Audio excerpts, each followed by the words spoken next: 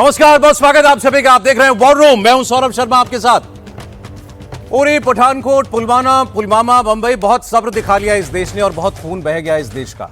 लेकिन अब देश गुस्से में, और गुस्सा होना लाजमी भी है, क्योंकि भारत ने शांति दूत बनके और शांति का पाठ पढ़ के आज तक दुनिया को खुशियां तो बहुत दी, लेकिन किस कीमत पर? अपना ही खून बहाकर। और भारत का जो पड़ोसी है पाकिस्तान, उसको भी शायद ये लगा कि वो भारत में कितने भी हमले कर सकता है, भारत के साथ जंगें छेड़ सकता है, लेकिन एक हद के पार भारत कभी नहीं जाएगा।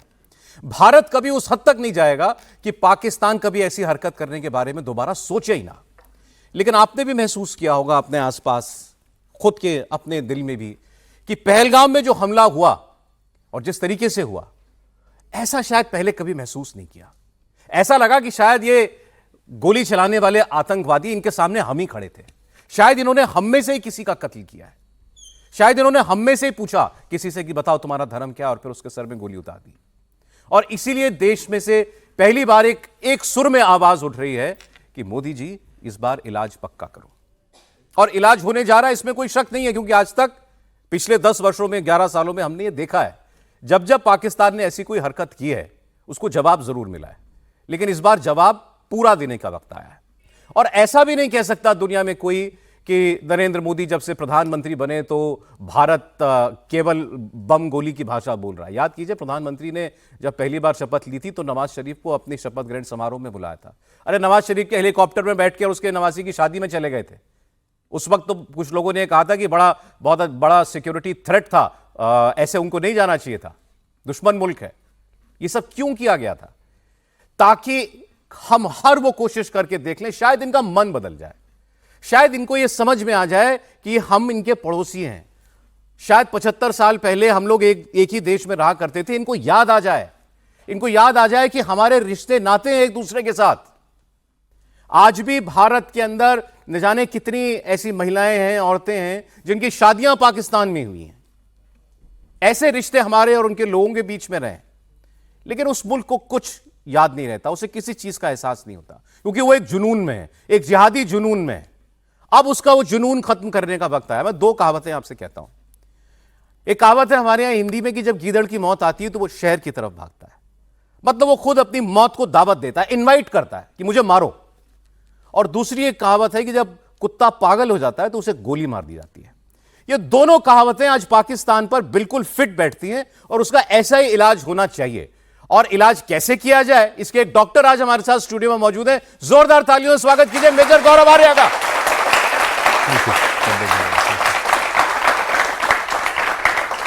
डॉक्टर साहब, बहुत स्वागत आपका। हाँ डॉक्टर साहब जी। अरे मैंने 3 दिन पहले मेरे साथ ही प्रोग्राम कर रहे थे मेजर साहब, तो उन्होंने तब एक बात कही तो मुझे भी लगा, उस वक्त ऑनेस्टली मैं आपको बताऊं, मुझे भी लगा कि शायद ज्यादा गुस्से में हैं अभी आप, तो आपने इसलिए भी ऐसी बात की। आपने मुझसे कहा था कि जनरल आसिम मुनीर का सर चाहिए जी, सर चाहिए मुझे प्लेट पर जी। फिर मैंने आपका दूसरा वीडियो देखा, आपने कहा मैं इंडियन आर्मी से ही कहना चाहता हूं कि जब जनरल आसिम मुनीर के सामने वो जाए, उसको पकड़ें तो इसके गले में पट्टा डाल के आना। इससे कम पर बात नहीं बनने वाली इस बार। देखिए, मैं आपको सौरभ जी एक बात बताता हूँ। प्रॉब्लम क्या है यहाँ पे? प्रॉब्लम ये है कि हमने कभी पाकिस्तान पे वो कॉस्ट इन्फ्लिक्ट नहीं करी। यानी कि कभी हमने पाकिस्तान को ये नहीं बोला कि तुमने गलत करा है, इसका खामियाजा ये भुगतना पड़ेगा। हमने कभी नहीं करा। ये सर्जिकल स्ट्राइक एक सॉफ्ट ऑप्शन था। हम गए, लाइन ऑफ कंट्रोल के पार गए और कुछ आतंकवादियों को हमने मारा, अच्छी मात्रा में मारा, लेकिन वो आतंकवादी थे। बालाकोट में भी यही हुआ। जैश ए मोहम्मद का कैंप था बालाकोट में, उसके ऊपर हमने एयर स्ट्राइक करी और करीब 300 प्लस आतंकवादी वहां पे मारे। मेरा यह कहने का मतलब है कि ये जो हमने कार्रवाई करी, क्या इससे पाकिस्तान को कोई फर्क पड़ा? थोड़े समय के लिए पड़ा, फिर पाकिस्तान अपनी हरकतों पे वापस आ गया जैसा वो करता है। तो क्या ऐसा मुकम्मल इलाज है, क्या ऐसा पूरा इलाज है, क्या ऐसा परमानेंट इलाज है जिसको करने से पाकिस्तान को पता लग जाएगा कि हां, अगर हम ये काम करेंगे तो ये हमारा प्लस माइनस होने वाला है, ये हमारा हिसाब किताब है, ये हमारा भाई खाता है? उसका भाई खाता कहां पे है, मैं तो ये जानना चाह रहा हूं। इसलिए मैंने बोला कि इनके अंदर डर बैठाना जरूरी है, वरना ये हमारे अंदर डर बैठाएंगे कि कभी बाजार में बम फोड़ दिया, कभी स्कूल में बम मार दिया, कभी पर्यटकों को मार दिया। ये दहशत क्यों कहते हैं? दहशत क्यों कहते हैं? आप यहां पे बच्चे बैठे हैं, आपने वर्ड टेररिज्म सुना होगा। हम आतंक क्या होता, आतंक का कोई लॉजिक नहीं होता, इसलिए वो ज्यादा डरावना है। जैसे अंधेरे में डर लगता है ना लोगों को, क्यों लगता है? वही कुर्सी है, वही टेबल है, वही पंखा है, फिर डर किस बात का? डर इसलिए लगता है क्योंकि आपको यह नहीं पता कि कहां से क्या होने वाला है। The fear of not knowing, that is the fear of the dark. आतंक का भी यही है, कब किस वक्त बाजार में कहां बम फटे और 15 लोगों की जानें चली जाएं, जिनका कोई लेना देना नहीं है उस चीज से, कोई लेना देना नहीं है, रैंडम। आपने जो बोला ना कि इस बार आपको बड़ा दुख हुआ जैसे अपने को मारा, अभी तक ये फौजियों के ऊपर या पुलिस वालों के ऊपर कार्रवाई कर रहे थे। इन्होंने आज तक, एक कश्मीर के लोगों ने ये बोला कि यार जो भी तुम्हें करना है तुम करो, लेकिन ये जो पर्यटक आते हैं इनसे हमारी रोजी रोटी चलती है, इनको हाथ मत लगाना, क्योंकि ये चले जाएंगे फिर हम भूखे मर जाएंगे। इस बार वो टूटा, जो भी अंडरस्टैंडिंग थी या जो भी एक बात थी वो चीज तोड़ दी, राइट? इसीलिए हम इसको आतंक कहते हैं, क्योंकि इसका कोई लॉजिक नहीं है, ये अचानक आता है और अचानक सांप की तरह डस के चला जाता है। जो मैंने बोला आसिम मुनीर का सर चाहिए, लोग कह रहे हैं कि साहब आप ज्यादा बोल दिया, आपने ज्यादा नहीं, इसके बिना नहीं होगा। आप जब तक कॉस्ट नहीं करेंगे ना, कॉस्ट पूरा जो हम कहते हैं भारत की न्याय संहिता है, जो भी हमारे पीनल कोड है, जो भी है, वो क्या है कि अगर आपने चोरी करी तो आपको 3 साल जेल होता है ना, आपने ये करा तो ये, तभी तो चीजें ठीक रहती हैं। वरना आप बोले कि ठीक है चोरी अब तुमने करी है, तुमने किसी का मर्डर करा है, कोई बात नहीं हम देखेंगे क्या करना है तुम्हारा, फिर तो हर एक आदमी अपने दुश्मन का कत्ल करेगा। इसलिए मैंने वो बात बोली। अगर मैं आपसे ये बॉर्डर पार वालों का क्या करना है वो मैं अभी आपसे, तो हम लंबी बात करेंगे, पहले जरा हमारे यहाँ जो कुछ बातें हो रही है ना सर, उसका एक मैसेज जाना जरूरी है उन लोगों को। जी, बहुत से लोगों को मैंने सुना कि वो ये कह रहे हैं कि अरे तुम लोग खामखा में हिंदू मुसलमान का माहौल बना रहे हो देश के अंदर, कि उन्होंने पूछ करके कि ये तू मजहब बता अपना क्या है, तू हिंदू है, तो फिर उन्होंने गोली मारी। आतंकवादी के पास इतना टाइम होता है कि वो गोली चलाने से पहले किसी का मजहब पूछे? आपने भी सुने होंगे ऐसे बयान आ रहे होंगे। एक स्टेट के मुख्यमंत्री हैं, उन्होंने तो यहां तक कहा कि युद्ध कोई हल नहीं है, युद्ध नहीं करना चाहिए भारत को। उनको क्या जवाब दें? नहीं, ऐसे लोगों को मैं तो सिर्फ ये कहना चाहूंगा कि अगर आप पब्लिक का वोट लेकर आए हैं और अगर आप अपने आप को देशभक्त मानते हैं, जो कि मानते ही होंगे, मेरी ये रिक्वेस्ट है कि आप चुप रहिए। इससे बड़ी आपके लिए देश सेवा नहीं हो सकती आप, क्योंकि ये मामला फौज के हाथ में जा चुका है। पॉलिटिकल लीडरशिप ने फौज को ये बोला होगा, कोई आदेश दिए होंगे प्रधानमंत्री जी ने, रक्षा मंत्री जी ने फौज को कि आपको ये इन दिनों में ये कार्रवाई करनी है। ये अब चीफ मिनिस्टर ऑफ कर्नाटका के हद के बाहर की बात है। ये चैप्टर क्लोज हो गया, वो चैप्टर। तो जो चैप्टर क्लोज हो गया उस पर बात करने का कोई फायदा नहीं है। अब जो चैप्टर शुरू हो रहा है, ये चैप्टर है वायलेंस का चैप्टर, और उनको वायलेंस का एक्सपीरियंस नहीं है, ठीक है? अब खून खराबे का चैप्टर शुरू हो रहा है। भाई आपका काम है वोट मांगना, आपका काम है जाना कहीं पे या फिर लोगों से बातचीत करना, उनकी समस्या का हल देना। आपका यह काम नहीं है कि युद्ध हल इसका नहीं है, तो आप बताइए क्या हल है साहब। मैं तो यह बोलूंगा कि आप बताइए, और सबसे बड़ी अगर आप सेवा करना चाहते हैं तो मेरी हाथ जोड़ के प्रार्थना है कि आप चुप रहिए, इससे बड़ी देश सेवा आप नहीं कर पाएंगे। अच्छा, हमने देखा हमारा आर्मी चीफ जो है वो कश्मीर गए, वो ट्रूप से मिले, अपने कमांडर्स से मिले। ये जो 10 दिन पहले इनका मुल्ला आसिम मुनीर इनका जनरल, जिसने सब कुछ शुरू किया, जो हिंदू मुसलमान की बातें, superior ideology, two nation theory, तब से गायब है, कहीं नजर नहीं आया। हाँ, ये भारत को धमकी देके, इन्होंने भारत को धमकी दी और फिर पहलगाम का वो टेरर अटैक हुआ। उसके बाद क्या हुआ कि आसिम मुनीर ने देखा जिस तरीके से हमारे टैंक्स हरकत कर रहे हैं, जिस तरीके से रफेल उड़ रहे हैं, या फिर INS विक्रांत पहुंच गया बिल्कुल अरेबियन सी में। और अरेबियन सी की अगर आप पूरी ज्योग्राफी समझेंगे, सामने कराची है, और कराची में 1971 में इंडियन नेवी ने कराची पोर्ट जला दिया था, और वो हफ्तों हफ्तों तक चला। वो ऐसे कि जैसे हवन जलता, तो उस तरीके से हफ्तों हफ्तों तक वो जलता रहा। अब इशू ये हो गया कि आसिम मुनीर ने ये सब देखा, आसिम मुनीर गायब हो गया, वो अंडरग्राउंड हो गया, ठीक है? अब उसकी प्राइम मिनिस्टर्स ऑफिस यानी कि शहबाज शरीफ के ऑफिस ने एक फोटोग्राफ निकाली उसकी, आसिम मुनीर की, कि ये परेड अटेंड करने गए हैं, जो उनकी एकेडमी होती है ऑफिसर्स की, काकुल है पाकिस्तान मिलिट्री एकेडमी, वहां पे गए हैं ये परेड अटेंड करने। ये पहला आर्मी चीफ है दुनिया के इतिहास में जो पिछले 5 दिन से परेड अटेंड कर रहा है। वो परेड होती है 2-2.5 घंटे की। वो सौरभ भाई, वो पूरी परेड 2-2.5 घंटे की होती है। ये 5 दिन से अंडरग्राउंड है, इसकी परेड नहीं खत्म होने का नाम ले रही। ये परेड करवा रहा है बार बार, ये कह रहा है हिलूंगा नहीं यहां से। उसका यही है कि अब, और एक और चीज वेरी सरप्राइजिंग, इन सब लोगों ने, आपने सुना होगा, इन सब ने अपने परिवारों को भेज दिया लंदन। हाँ सुना। हाँ, न्यू जर्सी, सबको भेज दिया। ये पाकिस्तान का एक डिफॉल्ट ऑप्शन है। ये क्या होता है कि सबसे पहले बीवी बच्चों को, क्योंकि इनके सबके जो बीवी बच्चे हैं उनकी नेशनैलिटी पाकिस्तानी नहीं है। किसी के पास ब्रिटिश पासपोर्ट है, किसी के पास अमेरिकन पासपोर्ट है, ऑस्ट्रेलियन पासपोर्ट है, और दुबई में इनकी प्रॉपर्टी होती है बाय डिफॉल्ट, क्योंकि पास दुबई पड़ता है। ये जैसे ही इनको लगता है खतरा है, सबसे पहले जहाज में बैठा के कि बेटा जाओ, बाद में बात करेंगे, ये बैठा के अपने बच्चों को बाहर भेज दिया। अब ये लोग यहां पे बैठे हुए हैं और इसके फौज वाले इसी को गालियां दे रहे हैं, आर्मी चीफ को, कि सर आपने तो फंसा दिया। अब जो बेचारा सिपाही है या हवलदार है या कोई सूबेदार है या कोई कैप्टन ऑफिसर भी है, कैप्टन मेजर, उसके पास इतना पैसा तो नहीं कि दुबई में उसका घर हो, उसकी तनख्वाह तो बहुत कम है, उसको करप्शन करने का मौका भी नहीं मिला अभी तक। ये तो मौके कर्नल के बाद मिलते हैं ना पाकिस्तानी आर्मी में, उसको बेचारे को मौका भी नहीं मिला। अब वो फंस गया अपने बीवी बच्चों के साथ और सामने खड़ा है INS विक्रांत।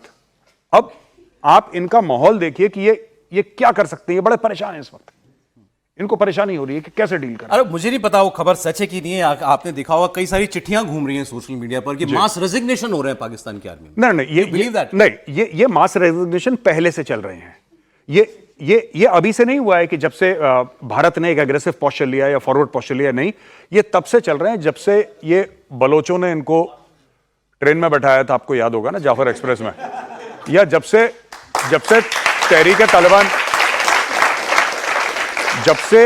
तहरीक तालिबान पाकिस्तान इनके ऊपर अटैक कर रहे हैं, ये यही बोल रहे हैं कि सर आप तो जनरल हैं, आप तो कभी आते नहीं, आप तो कभी नहीं आते ना, आप हमें बोल देते हैं कि तुम चले जाओ। अच्छा, इन बेचारों को बोल देते हैं चले जाओ, वहां पे बलोच बैठे हुए, ठीक है, और वो बैठे हुए भरे हुए एकदम, जिसको यूपी में कहते हैं ना भरे बैठे हैं बिल्कुल, वो इंतजार करते हैं। परसों इन्होंने उड़ा दी गाड़ी 10 लोगों की। वो नॉर्मली बेचारे जा रहे थे, एक जगह से दूसरी जगह गाड़ी जाए, नीचे बम लगाया, 10 लोग गायब। अब ये बलोच बहुत करते हैं। इंडिया ने क्या करा कि इंडिया ने लाइन ऑफ कंट्रोल, अब आप ये समझिए, पूरे ये बच्चे बैठे हैं यहां पे, पाकिस्तान ना लंबा है ऐसा देश ना, चौड़ाई उसकी कम है, तो लंबा देश, तो एक उसका वेस्टर्न बॉर्डर है जो कि अफगानिस्तान के साथ लगता है, और एक ईस्टर्न बॉर्डर है इंडिया के साथ लगता है, ठीक है ना। और जो अफगानिस्तान के साथ बॉर्डर लगता है उसमें कुछ बलूचिस्तान है, उसमें कुछ खैबर पख्तूनख्वा है, ऐसे ऊपर खैबर पख्तूनख्वा है, नीचे साउथ में बलूचिस्तान है, ठीक है। अब हुआ ये कि वहां पे पहले फौजें बिल्कुल लगी थी, क्योंकि यहां पे सीज फायर था लाइन ऑफ कंट्रोल में। हमारे साथ जो उनका, आप ये कह लीजिए, लाइन ऑफ कंट्रोल जो है वो करीबन 765 किलोमीटर का है, मोटा मोटी, ब्रॉडली 750 मान लीजिए आप, ठीक है, 750 किलोमीटर का लाइन ऑफ कंट्रोल है। वहां पे तो कुछ हरकत ही नहीं हो रही थी, वहां पे सब सुख शांति थी, क्योंकि हमने बोला सीज फायर, उन्होंने बोला पहले उनकी तरफ से आया, हमने बोला ठीक है डन, तो वहां पे कुछ नहीं हो रहा था। सारा एक्शन हो रहा था अफगानिस्तान के बॉर्डर पे। इन्होंने बेवकूफी कर दी पहलगाम में। जब इन्होंने पहलगाम पे बेवकूफी करी तो फिर उसके बाद क्या हुआ कि इंडिया ने लाइन ऑफ कंट्रोल कर दिया एक्टिव। जब इंडिया ने लाइन ऑफ कंट्रोल एक्टिव कर दिया तो अफगान बॉर्डर से इनके फौजी आना शुरू हो गए लाइन ऑफ कंट्रोल की ओर, क्योंकि यहां पे ज्यादा जरूरत है। वो आए, वहां पे अफगानों ने बोला थैंक यू, ये तो आपने बहुत अच्छा काम करा। अब वो वहां से अटैक करना शुरू कर रहे हैं। इसको कहते हैं पाकिस्तानी सैंडविच। ये फंस गया बीच में, ठीक है। अच्छा, एक बड़ी विचित्र बात हुई है, जनरल साहब मेजर साहब बताएंगे ऐसा कैसे हुआ इस बार। उल्टी गंगा भई है। अब तक होता यह था, कभी भी हमारे देश में, कश्मीर में खास तौर पर, कभी कोई टेरर अटैक होता था तो 2-3 ऑर्गेनाइजेशंस के बीच में, आतंकवादी लोगों के बीच में जो है ये क्रेडिट लेने की होड़ लग जाती थी। एक कहता था मैंने मारा, दूसरा कहता था नहीं मैंने किया। इस बार एक ने ही क्रेडिट लिया कि ये हमला मैंने कराया, TRF, और वो 4 दिन के बाद पलट गया। उसने कहा नहीं, ये साइबर अटैक हो गया, इंडिया वालों ने साइबर अटैक कर दिया, हमने हमला नहीं किया। ये कैसे हुआ? उसने पहले 2 स्टेजेस में था। पहले उन्होंने बोला कि हमने करा है और उन्होंने क्रेडिट लिया। फिर इंडियंस ने बोला कि हम तुम्हें, दुनिया में तुम किसी भी देश में होगे, कहीं भी जाओगे, तुम्हें ढूंढ निकालेंगे और मारेंगे, जैसा कि मोसाद करता है इजराइल, आप लोगों को पता है। तो फिर उनको लगा कि ये तो हमने ज्यादा कर दिया कुछ, तो उन्होंने बोला कि नहीं हमने नहीं करा, हमने करा ही नहीं, हमें पता ही नहीं क्या है। तो अब फिर उन्होंने बोला नहीं नहीं नहीं, ये जो रॉ वाले हैं ना, खुफिया एजेंसी, इन्होंने हमारे सिस्टम्स को हैक करके हमारे टेलीग्राम के चैनल पे ये डाल दिया कि हमने करा है और हमारा इससे कोई लेना देना नहीं है। देखिए, every terrorist is a coward. ये बुज़दिल होते हैं जो, भाई आप TRF हो, आप लश्कर तैयबा हो, आप अगर अपने आप को गाजी और मुजाहिद कहते हो, आप कहते हो हम बड़े ब्रेव हैं, और आप ये कहते हो कि साहब हम तो खड़का देंगे इंडिया को, वो बगल में 5 किलोमीटर दूर इंडियन आर्मी, उससे जाके क्यों नहीं लड़ते? ये कभी नहीं लड़ते इंडियन आर्मी से। कोई पुलिस वाला जा रहा है JNK पुलिस का नमाज पढ़ने के लिए, उसके हाथ में हथियार नहीं है, ठीक है, वो जा रहा है, उसकी पीठ पे गोली मार दी। एक कोई ढाबे वाला है, उसके सर पे गोली मार दी, ठीक है। ये इनकी बहादुरी के नमूने हैं, और वहां पे पूरी इंडियन आर्मी है, वहां पे काफी हद तक डिप्लॉयड है। आप जाके आर्मी से लड़ो, ये काम नहीं करना कभी, क्योंकि वहां पे दूसरी तरफ से भी गोली आती है ना। तो ऐसे चक्कर में पड़ना ही नहीं कि मतलब एक ही तरफ से गोली जहां पे चले, that is the best thing, वापसी कार्रवाई ना हो वहां पे। इसलिए ये लोग ढूंढते हैं ऐसे। इतने बहादुर हैं तो जाके इंडियन आर्मी से लड़ो, ये जो ये जो और इनके जो प्रिंसिपल बैठे हैं वहां पे दूसरे, जी। हाफिज सईद और मसूद अजहर जी, इनको मिलने वाली है हुर्रे की नहीं? देखिए मैं आपको बताता हूं कि ये मैं ये बात बहुत समय से कह रहा हूं सौरभ जी कि इन पूरी चीजों का जिम्मेदार हाफिज सईद है ही नहीं। हाफिज सईद एक प्यादा है, एक फेस है। हाफिज सईद ये सब काम नहीं करवाता, क्योंकि क्या होता है कि एक रेस्टोरेंट का मालिक होता है, ठीक है, एक रेस्टोरेंट का मैनेजर होता है, वेटर आके आपका ऑर्डर लेता है, लेकिन मैनेजर सिर्फ शिकायतें देखता है और मालिक कभी ना शिकायतें देखता है ना ऑर्डर देखता है, वो मालिक है, राइट।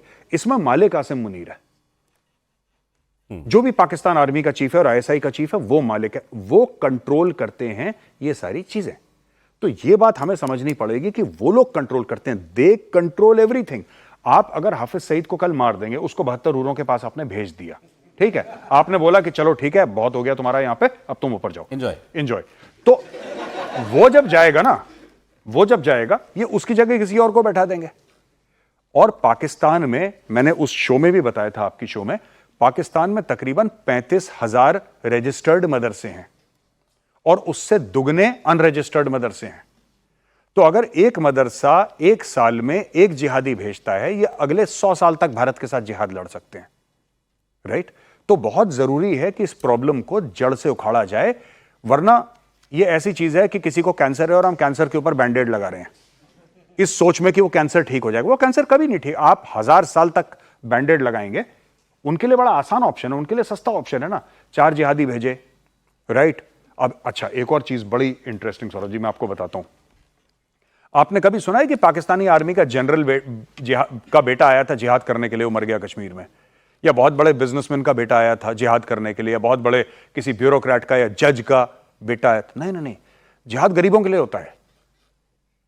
अमीर का बच्चा ऑक्सफोर्ड जाता है, वो कैम्ब्रिज जाता है, ठीक है, गरीब का बच्चा कश्मीर जाता है। ये आप पाकिस्तान में आप हर समय देख लेना, ये जिहाद का अजमल कसाब को भेजा था, राइट, अजमल कसाब को।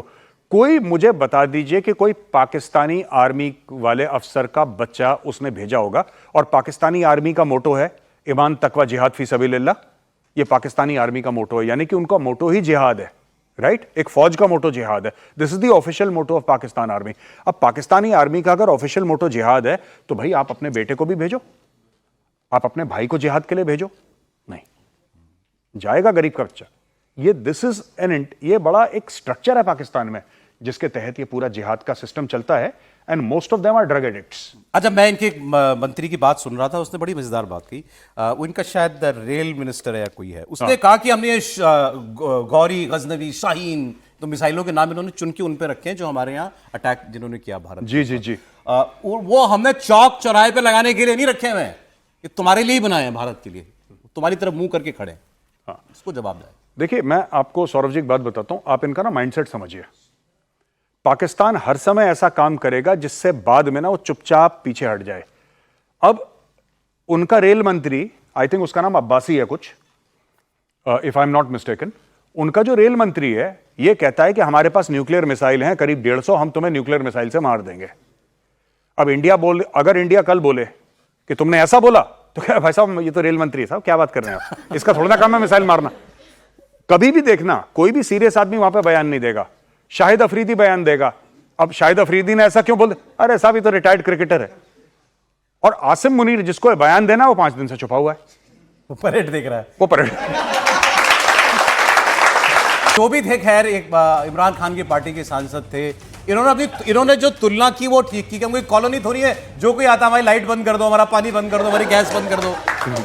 वो इनके साथ यही रहा है। हाँ देखिए,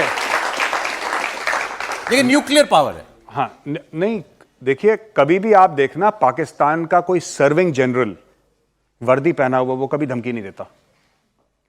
इनकी पार्लियामेंट बिल्कुल बेकार है, किसी काम की नहीं है। ये ऐसे ऐसे लोग, देखो ये इंडियंस को कंफ्यूज करने के लिए करते हैं। इसमें दो चीजें हैं, मैं आपको बताता हूं ये न्यूक्लियर की धमकी क्यों देते हैं। मैं आपको कॉन्सेप्ट समझाता हूं, और जितने भी यहां पे आप लोग बैठे हैं ना, आप लोग कुछ स्टूडेंट्स भी होंगे या कुछ और भी होंगे, तो आपको पता लग जाएगा पाकिस्तान में ये न्यूक्लियर धमकी क्यों देते हैं। पहली चीज तो न्यूक्लियर धमकी इसलिए देते हैं कि जब इनको डर लगता है ना, तो ये न्यूक्लियर बहुत ज्यादा बोलते हैं। ट्विटर पे, फेसबुक पे ये बहुत न्यूक्लियर बोलते हैं। क्यों? क्योंकि उनको ऐसा लगता है कि डर के मारे दुनिया आ जाएगी सुलह करवाने के लिए कि सर आप लड़ाई मत करो, न्यूक्लियर वॉर हो सकता है, 2 न्यूक्लियर वेपन स्टेट है। आपने कभी भारत से सुना किसी को बोलते हुए न्यूक्लियर? कोई नहीं बोल, हमें पता है हमारे पास न्यूक्लियर वेपन है, चुप रहते हैं। बाकी एक किम जोंग है, वो पागल नॉर्थ कोरिया वाला, वो हर दूसरे दिन कहता है मैं मार दूंगा अमेरिका को, है ना। एक किम जोंग है जो हर समय, और एक ये पाकिस्तानी है, इनका काम है हर तीसरे दिन न्यूक्लियर, ऐसा न्यूक्लियर फलाना ढिमका।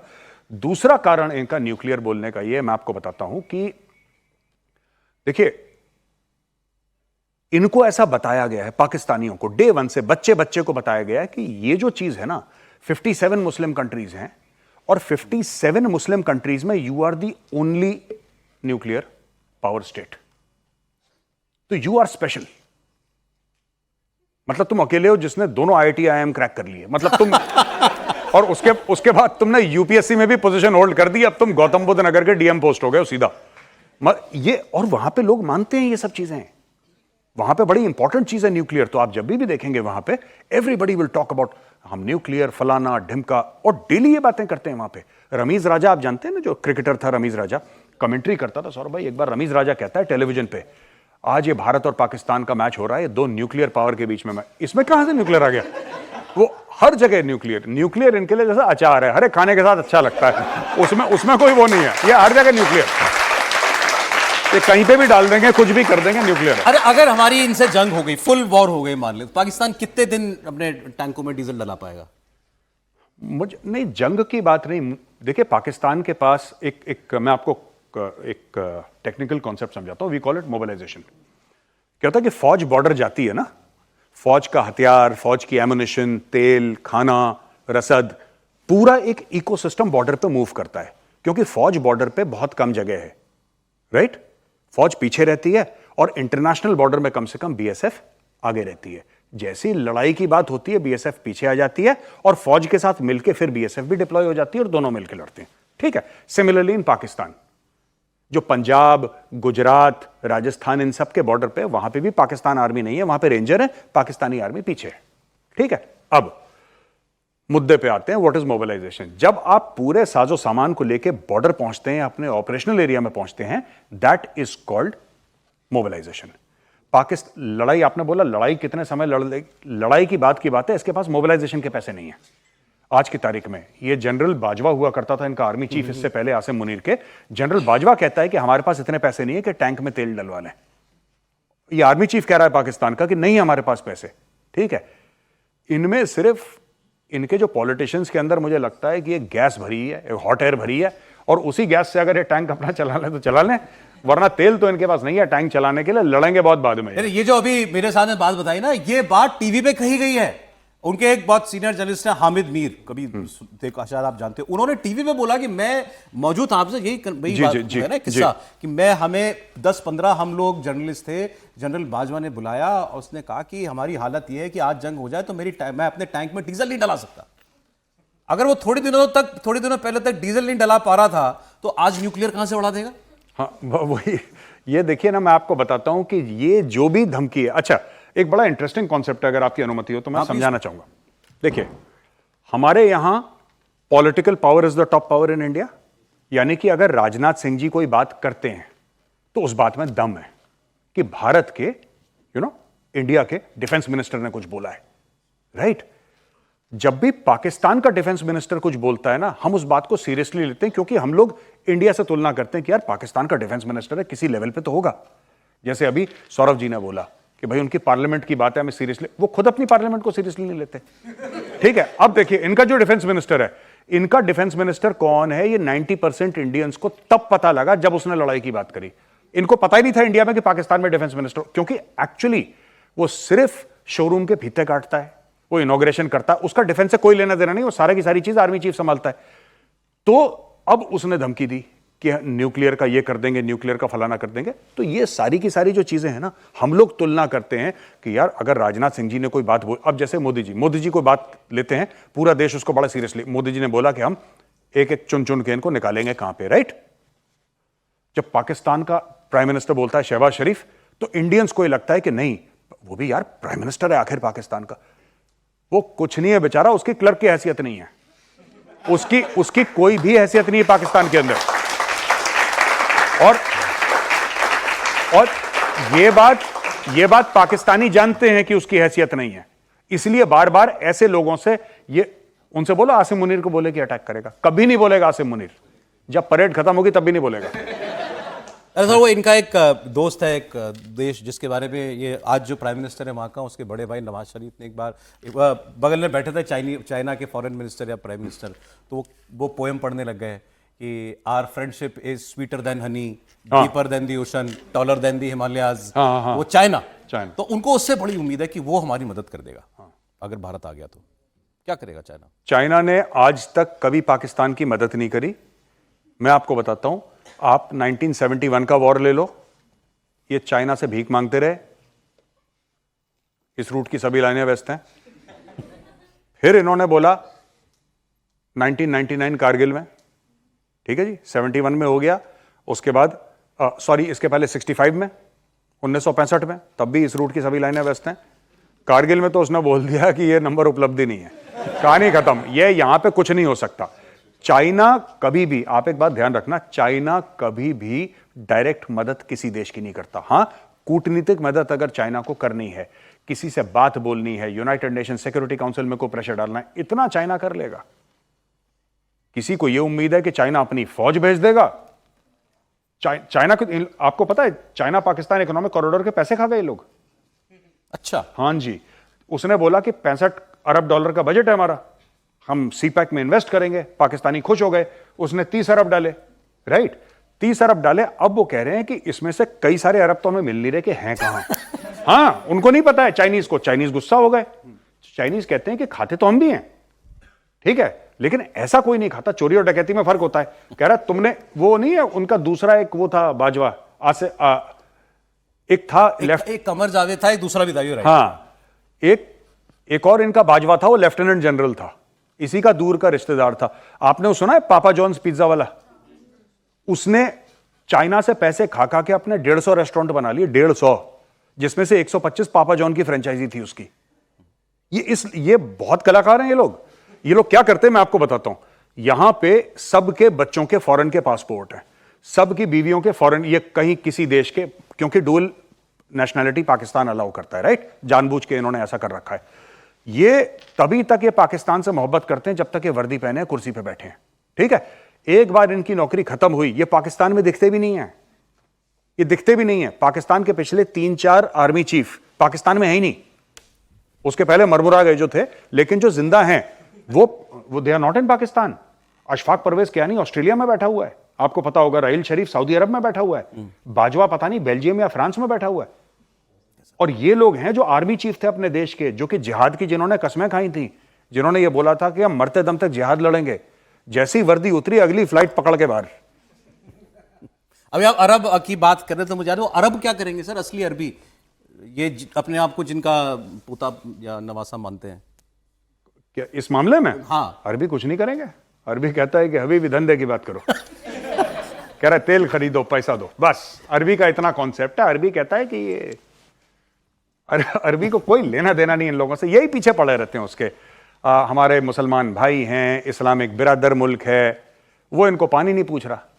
ये मैं बता रहा हूं आपको, इतना बुरा हाल है कि कोई प्राइम मिनिस्टर आता है किसी मुल्क का, उसका एक प्रोटोकॉल होता है, ठीक है, आप गए हैं, आपको कौन रिसीव कर रहा है, ये सब चीजें बड़ी मायने रखती हैं डिप्लोमेसी में भाई, ये छोटी बातें नहीं है। शहबाज शरीफ को, ये शहबाज शरीफ खुद ही को रिसीव कर लेता है वहां पे। ये प्लेन से अपने उतरा, छोटा चिड़िया जैसा इसका बेचारे का गरीब सा जहाज है, ये जहाज से उतरा, वहां पे 2 मीटर की, मैं बता रहा हूं, ये गया वहां पे 2 मीटर का पता नहीं रेड कारपेट खुद ही बिछवाया, और वहां पे जो एम्बेसी वाले हैं 2-3 थके हुए पाकिस्तानी आ गए, और एक बहुत जूनियर अरब, वो भी परेशान लग रहा था, ओवर टाइम कमाने के चक्कर में वो आ गया, इसको रिसीव करा सर, उसको होटल छोड़ा और ये गए। इनका बहुत बुरा हाल है, मैं बता रहा हूं पाकिस्तानियों का। और जो भी आप सोशल मीडिया में सुनते हैं पाकिस्तानियों के बारे में, एक बात ध्यान रखना, 99.9% इज फेक। इनमें बिल्कुल भी दम नहीं है पाकिस्तानियों में। हम जज्बे वाली कौम है, हम ऐसा कर देंगे, हम में जज्बा बड़ा है, हम ये कर देंगे, और करते कुछ नहीं है ये। आप देखना इनकी मार्केटिंग इतनी शानदार है, सब अटैक करना चाहते हैं, सब दिल्ली के लाल किले पे अपना झंडा लहराना चाहते हैं, और ये 4-5 दिन से लहराना इनका शुरू हो गया दोबारा कि हम ये कर देंगे, ये कर देंगे। अच्छा, मैंने इनसे एक बात पूछी, मैं अक्सर पूछता हूं ना अपने वीडियोस के थ्रू, तो हमसे कहते हैं कि ये अगर हमें हमारी सरकार परमिशन दे, अगर हमारी सरकार, यानी पाकिस्तानी बोलते हैं अपनी सरकार से कि अगर तुम हमें इजाजत दो तो हम दिल्ली फतेह करके आ जाएंगे, हम में इतना जज्बा है। तो मान लो सरकार की परमिशन क्यों चाहिए तुम्हें भाई? जब तुम डंकी मार के लंदन जाते हो, कनाडा जाते हो, सरकार से पूछ के जाते हो, इंडिया तो बगल में है भाई, तुम्हें क्या चक्कर है तुम्हारा? अगर तुम जा सकते हो, भारत सामने, भारत है, आ जाओ ना, किसने मना करा है तुम्हें? नहीं। इनको पता है सरकार कैसे परमिशन देगी, तो इस टाइप की बड़ी बातें करना और छुप जाना फिर पीछे, तो टिपिकल लाहौरी मेंटालिटी। और वो क्या करेगा इनकी मदद के लिए? वो एर्तुगरुल की औलाद जो घोड़े पे सवार रहता है, वो टर्की वाला, उसने कुछ जहाज भेजे अभी इनके यहां। अब कोई जहाज नहीं भेजे। एक्चुअली क्या होता है कि पाकिस्तानीज इनसिक्योर हैं। ये सब लोग क्या करते हैं, चाइना ने भी कुछ मिसाइल्स भेजी, ठीक है, उनको पता है कि इस समय मार्केट गर्म है, उनको यह भी पता है कि पाकिस्तान, आपको पता है एक F11 करके एक बच्चों का पार्क है, F11 है उसका नाम, वो इस्लामाबाद में पार्क है बच्चों का।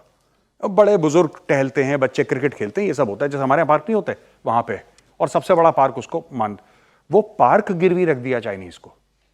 आपको पता है इनके एयरपोर्ट गिरवी, इनकी सड़कें गिरवी, इनके बंदरगाह गिरवी, इनकी यूनिवर्सिटी गिरवी, ये ऐसे लेते हैं क्योंकि अब इनको, अब इसमें क्या चक्कर है कि टर्की ने इनसे बात करी, आप जहाज की बात कर रहे हो ना, टर्की ने इनसे बात करी कि देखो इंडिया तुम्हें मार देगा, तुम्हें जहाज की जरूरत है, हम तुम्हें जहाज देते हैं, यस सर आप हमें जहाज दे दो।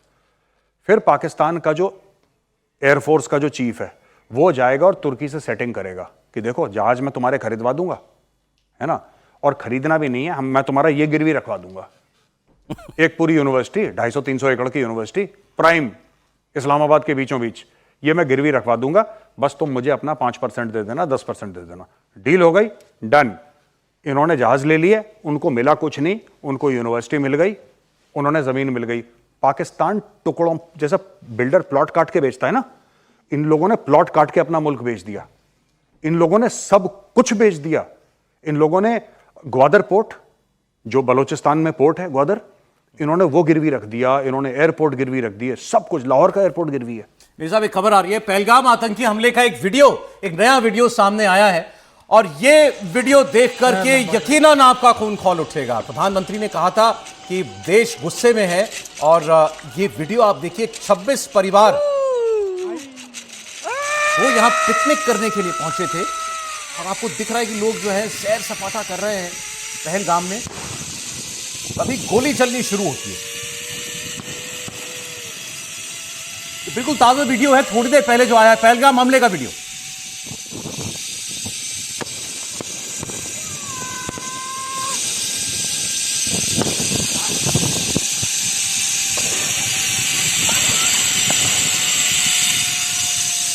और इसमें आप गौर करेंगे, ये जो व्यक्ति है, ये जो जिप लाइन पर है, इसके पीछे आप देखिएगा, लोग, गोली उनको लग रही है और लोग नीचे गिर रहे हैं।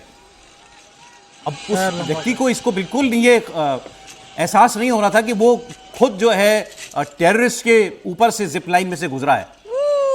अब आप दोबारा वीडियो प्ले किया, इसमें आप देखिएगा पीछे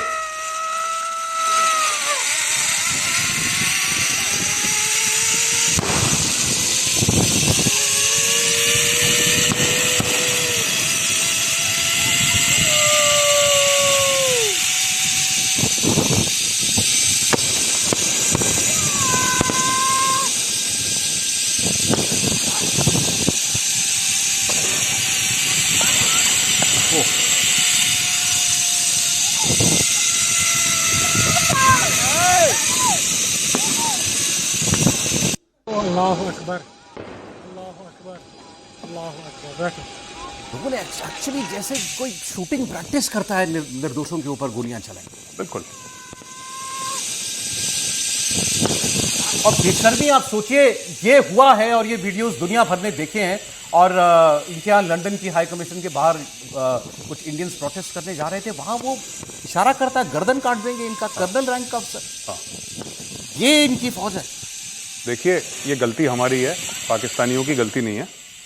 क्योंकि आप अगर सबक नहीं सिखाएंगे किसी को तो वो यही काम करेगा। जब आप गुहार लगाएंगे या प्रोटेस्ट करेंगे तो फिर वो ऐसे गर्दन काटने के इशारे करेगा या धमकाएगा या न्यूक्लियर। क्योंकि मैं सही बात बता रहा हूं आपको, हमने 78 साल में कभी भी पाकिस्तान को पनिश नहीं करा। एक बार भी हमने ढंग से पनिश नहीं करा, जो ढंग की पनिशमेंट होती है ना, हमने कभी नहीं करी। Even surgical strikes were not enough. हमने जैश ए मोहम्मद के लोग मार दिए, लश्कर के लोग मार दिए।